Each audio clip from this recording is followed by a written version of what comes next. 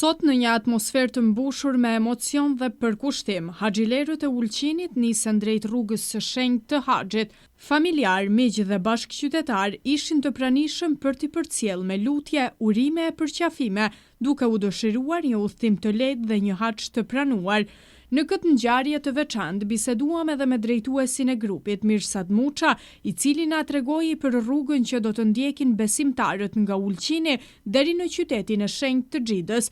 Ai theksoi rëndësinë e përgatitjes shpirtërore dhe organizimit të udhëtimit, duke u kujdesur që gjithçka të shkojë në përputhje me rregullat dhe ritet islame.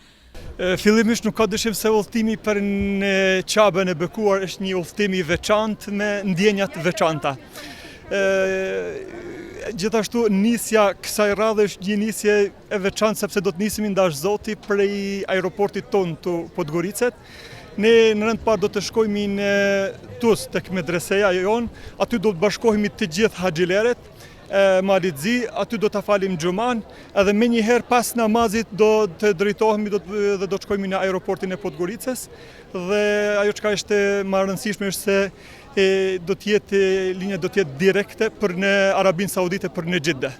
Udhtim që nuk ka me zgjat më shumë se 3 orë gjys inshallah. Ora nisjes nga Podgorica do të jetë në ora 4:30 minuta. Sa haxhiler janë bërë këtë vit? Gjithsesi kemi domethënë 200 haxhiler. Këtu për vendit tonë, për Ulqinit kemi 28 haxhiler. Inshallah Zoti i Madh vitin e ardhshëm ju mundson edhe gjithë atyre që kanë dëshirë dhe qejf për me shku në atë vend bekum, se vërtet Allahu ka dashur që ai vend të jetë vendi më i mirë në tokën e Zotit dhe të jetë një vend prej vendeve të bereqetshëm. Sepse Zoti thotë vërtet, kjo është shtëpia parë e cila është ndërtuar në tokë të Zotit, që e kemi bë mubareken wa hudan lil alamin, kemi bë për të bereqetshëm dhe udhëzim për të gjithë besimtarët. Disa nga haxhilerët ndan me ne emocionet e tyre për këtë rrugtim të jetës, një ëndër që për shumë prej tyre po bëhet realitet pas vitesh pritje e lutje. Me sytë e përmbushur me lodh dhe zemrat plot besim, ata u shprehën të gatshëm për të përjetuar këtë përvojë të madhe shpirtërore në vendet më të shenjta të Islamit. Për mua ishte hera parë, emocionet e papërshkruara. Falenderoj Allahun që ma ka bërë mundën me shku dhe të gjithë vetyre që vinë me mu. Dhe do bëjmë lutje edhe për jua.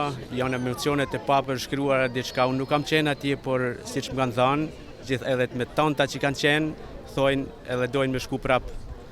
Kështu që e një vetin shumë paksa të emocionuar. Ishtë një vend ku në ato ka ecur njeriu më i mirë në sipërfaqen e tokës. Selamin aleikum. Falenderoj Allahun që na ka mundsu këtë rrugë, me shkuën këtë rrugë bekuar. Allahu na nimoft. Inshallah ju gjim shtashe mirë, e ne na mundsen Allahu mi kry tan obligimet.